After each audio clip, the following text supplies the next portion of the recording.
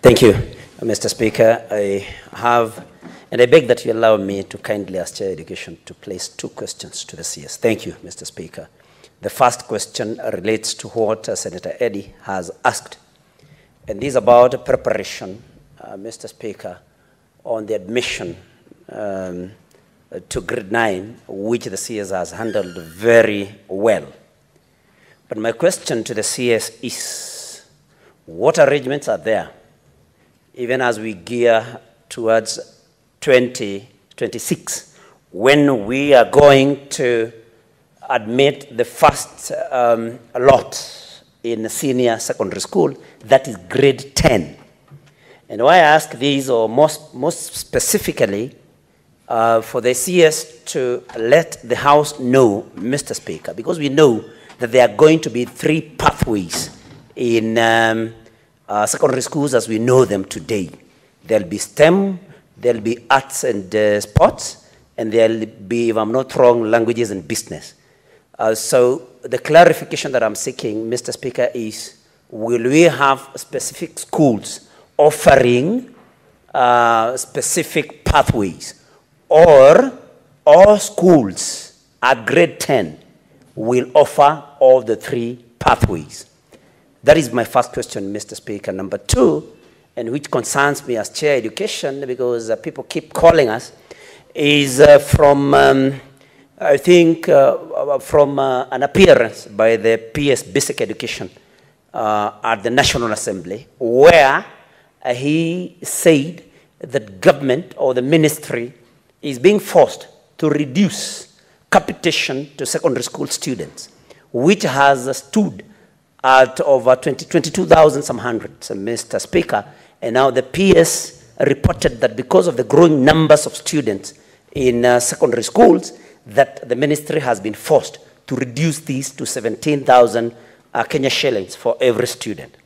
So my question then would be, because we know that the allocation to the Minister of Education actually was the highest this year, that is budgetary allocation, are there no internal mechanisms of seeing to it that we allocate more to capitation from whatever has been allocated, so that students continue receiving the 22,000 Kenya shillings, if not more? Thank you, Mr. Speaker. Thank you. Let's get another question from Senator Oburu. Oburu Ondinga. Thank you, Mr. Speaker, sir. I don't admire the CS in the position in which he is, because it is a very, very hot seat, Mr. Speaker. And I have 2 very quick questions, Mr. Speaker. And because of time, more sensitive. Mr. Speaker, on the Visa Oswald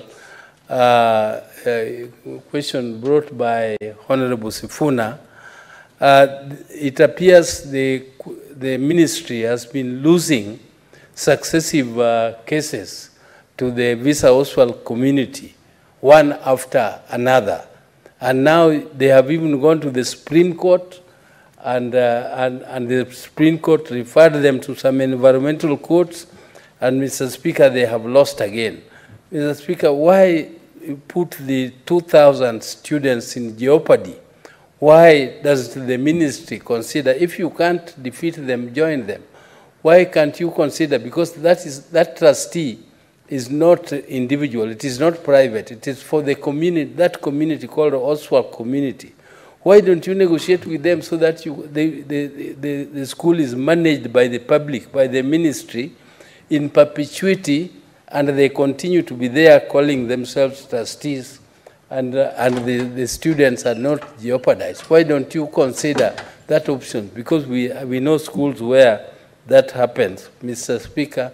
If you allow me, Mr. Speaker, just on another question altogether, on the one of polytechnic, of TTCs. It's a direct question. So yeah, direct, Mr. Speaker. This is a direct question. What kind of representation do you have? Why do you keep on losing cases? Because I have a TTC in my own constituency, Bondo, where it was so clear I'm the one who paid for land, 10 acres for that TTC, and it was lost. They lost the case. What kind of representation do you really have legally for yourself? Why do you keep on losing such cases? And how many faculties are supposed to be in a TTC or a TTI? You call it TTI. In a TTI, how many faculties are you supposed to have? Because that one we have was supposed to have 5, and we only have building and civil engineering only. The others, like the others which were to be there are not mechanical, electrical, and all the others. There were supposed to be 5, and none of them is there. How many are supposed to be there in a TTI? Senator Chute. Thank you, Honorable Speaker. Mine will be a very quick one. Under Article 43(1)(f) says that every person has the right to education. In Marsabit County, North constituency, there is a problem amongst the Muslim community and the board of North School on wearing of hijab. Is the minister aware that that problem, which has occurred in North, if yes, how is he going to solve that problem? Thank you very much, Honorable Speaker.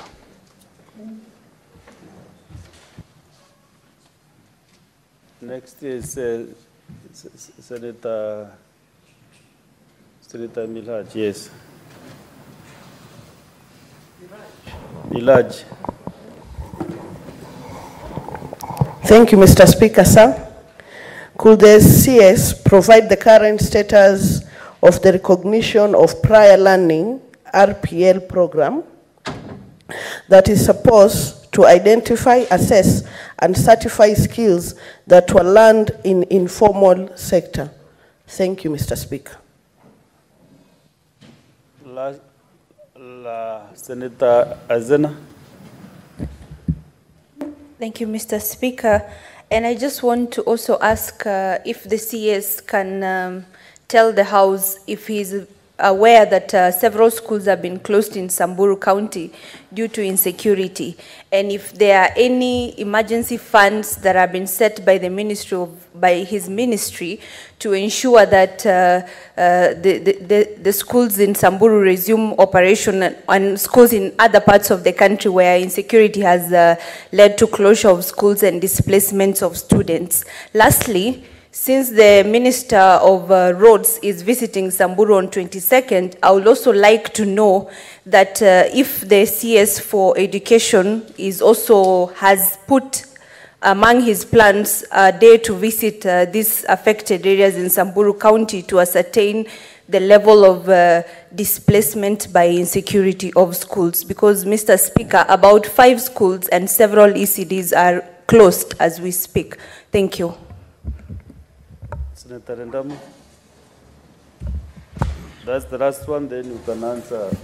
Asante Bwana Spika. Bwana Spika, ningependa kupata majibu kwa Mheshimiwa Waziri wa Elimu kuhusiana na katiba ya Kenya, makala ya 189, ushirikiano kati ya serikali za ugatuzi na serikali ya taifa imeelezewa vile ambavyo wanaweza shirikiana.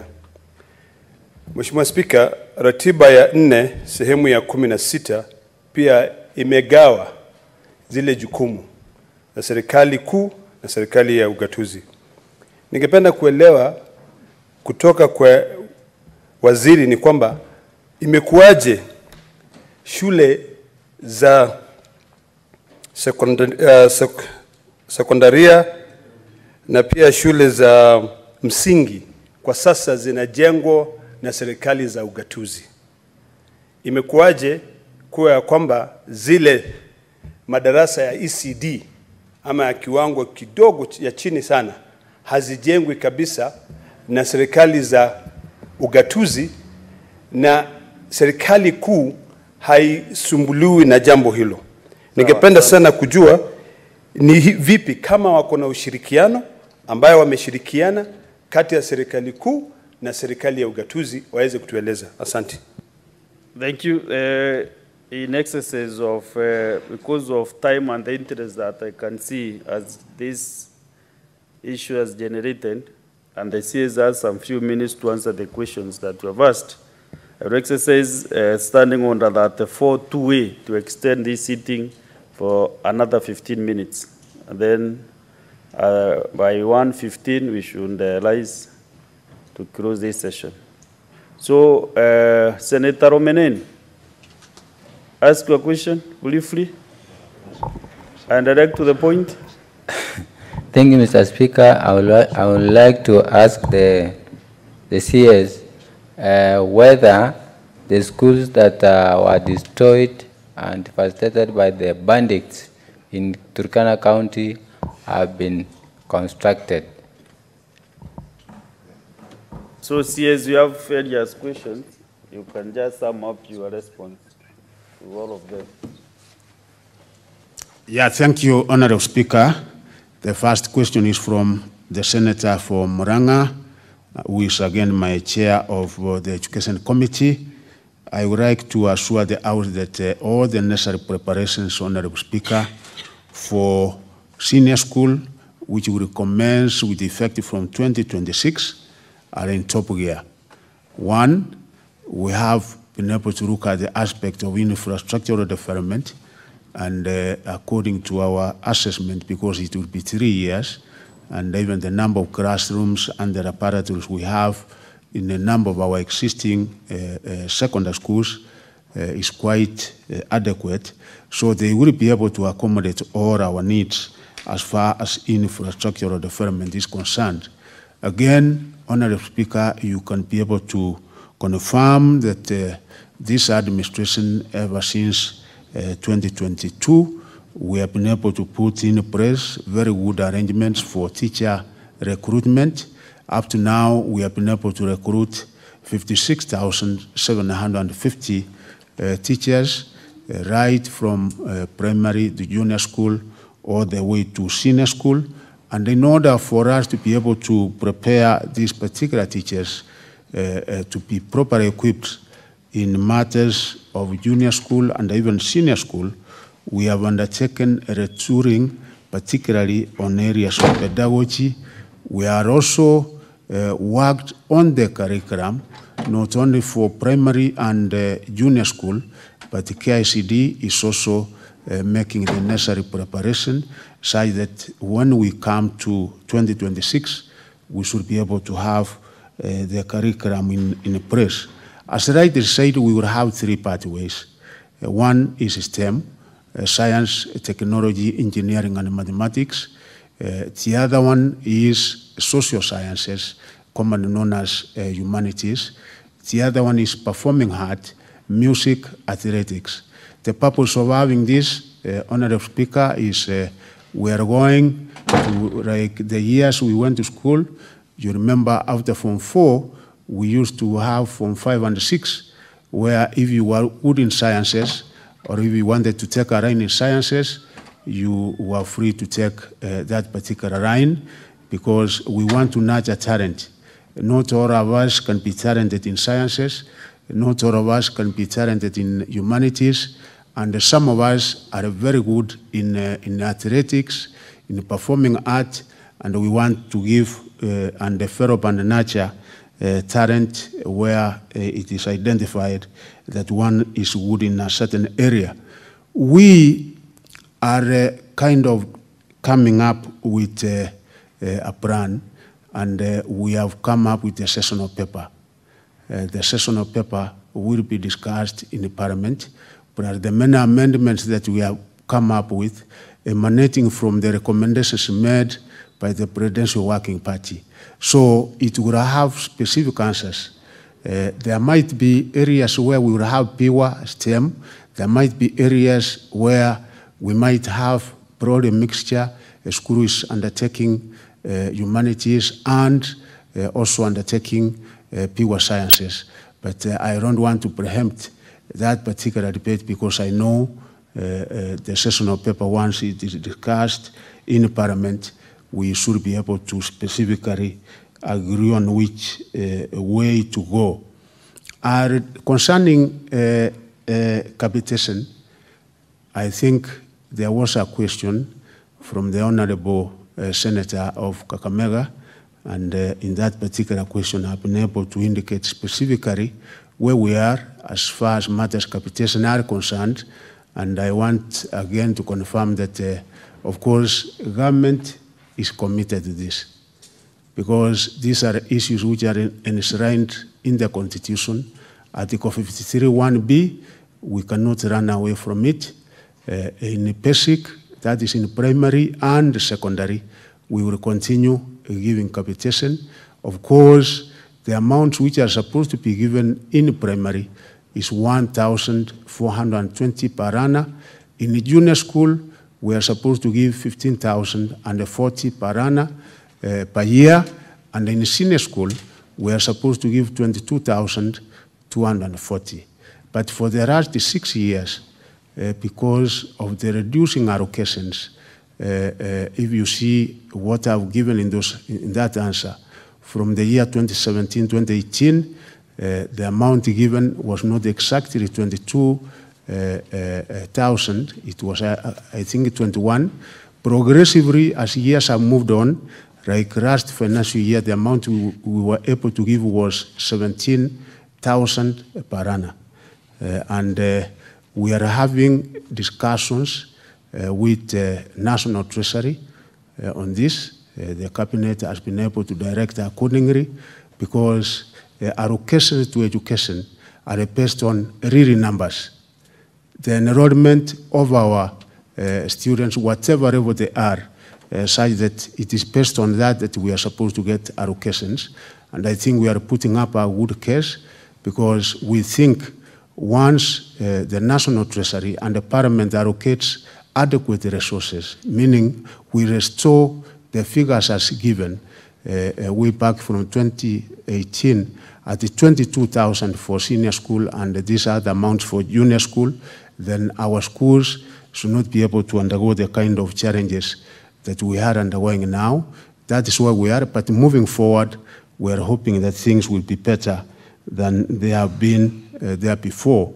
The question from the Honorable Senator Oburu Dinga about losing cases. Out of the 5 cases that we have had in court, Honorable Speaker, we were able to win 2 cases and we lost 3. You know, when you go to a court of law, sometimes you win, sometimes you don't. So we are putting up a very, very serious fight, and we are hopeful because, you know, when the ministry is taken to court, we also prepare the necessary required documents, and it is the Attorney General, as it were, who represents us in this particular area. So we are hoping that we are not going to let it go. Engagement with the local community members, you know, this particular school, before government came in and said no, parents should not be able to give an amount of money, it used to operate in a way, public school, government is giving everything, but there were individuals charging money, kind of school fees. Ever since the time we stopped this, that is when the problem came about, because we said they should not be able to charge parents because it's a public school like another. So that is why you see now the fight where they want to gain control of the school, where then it will be able to operate like a private school kind of. And the faculties in the TTIs, it depends and varies from one TTI to another, but we are encouraging all our TTIs that particularly technical courses, building and civil engineering, electrical, all those automotive, mechatronics, and of course, there are a few other business courses which also you find business, design and fashion, hospitality, you will find some doing agriculture. So it varies from one TTI to another, but we are encouraging that each and every TTI must have at least a minimum of 5 such faculties, programs, and that is why government this last financial year was able to employ 1,300 trainers. This year we are in the process of hiring another 2,000 trainers so that our TTIs can be well equipped as far as teaching and other equipment are concerned. We are also acquiring equipment this year, 71 of them, for 71 TTIs, such that they can also be able to have equipment in order to undertake all the required programs in any given TTI. I'm not aware about a case concerning Pondo, that again, we roasted that case. We have taken note of it, and I think we should be able to take it from there. Marsabit, I think the Honorable Senator knows that ever since my appointment, I've been in Marsabit 3 times. We have been able to engage with the local leaders, very serious around matters education, and we have been able to agree on the way to go, including I was the chief guest in Marsabit during the Education Day, attended by including the local members of parliament and the governor, and I think what we agreed to do on matters education so that we are able to improve the quality and the performance, we will be able to cooperate in order for us to be able to do that.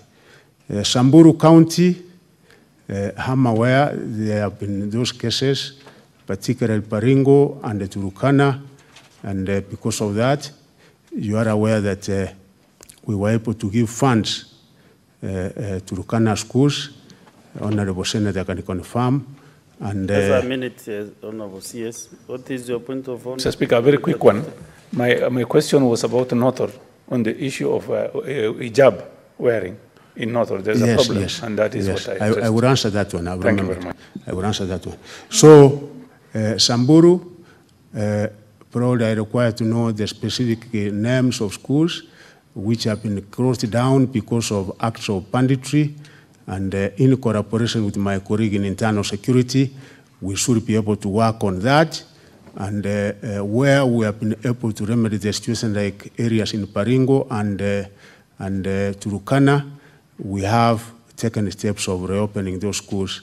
So, Madam, I think we can engage so that you tell me the specific schools, and we see what mitigating factors we can be able to undertake in cooperation with other agencies in government, and any particular means of internal security, so that we have the schools reopened as soon as possible.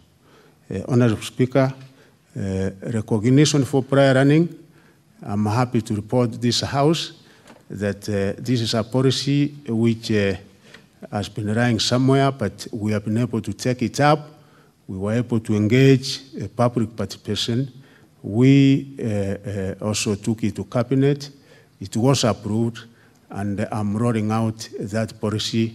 The Deputy President of the Republic of Kenya will be the chief guest on Friday, and it will give an opportunity for many of our young people, because there are so many people who are qualified. They have the skills and the competencies of making anything, but they don't have certification. So we are also now on that, and we should be able to start giving that with effect from Friday when we are rolling out that particular policy. I'm aware about the Marsabit.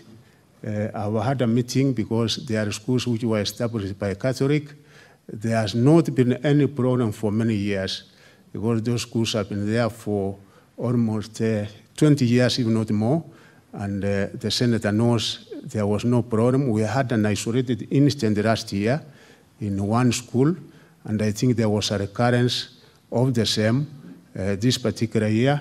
We have directed the local community, the Bishop of Catholic. Honorable says you shouldn't be concluding.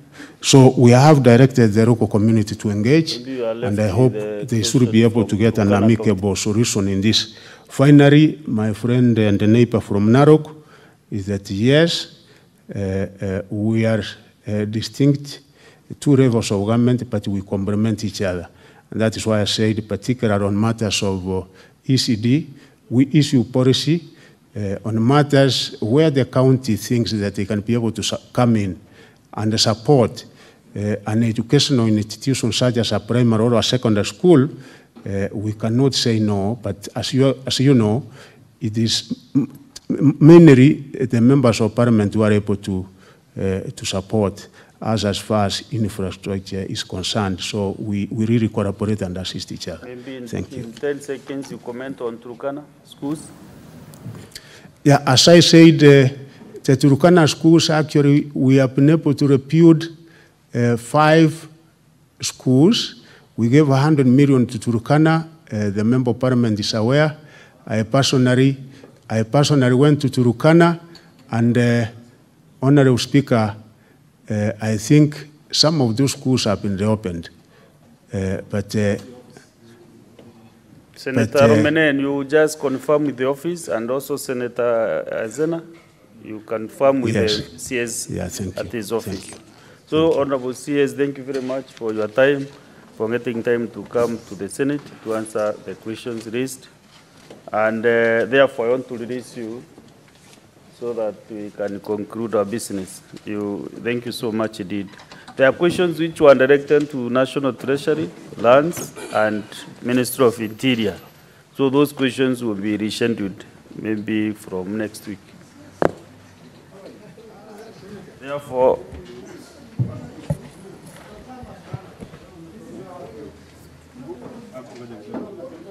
yes, I had mentioned that Bonnie Kalwal and requested, and in that it's already in the answer. So, Honorable Senators, having concluded the business for which you extended sitting pursuant to Standing Order 33-2A, the Senate stands adjourned until today, Wednesday, 20th March 2024 at 2:30 p.m.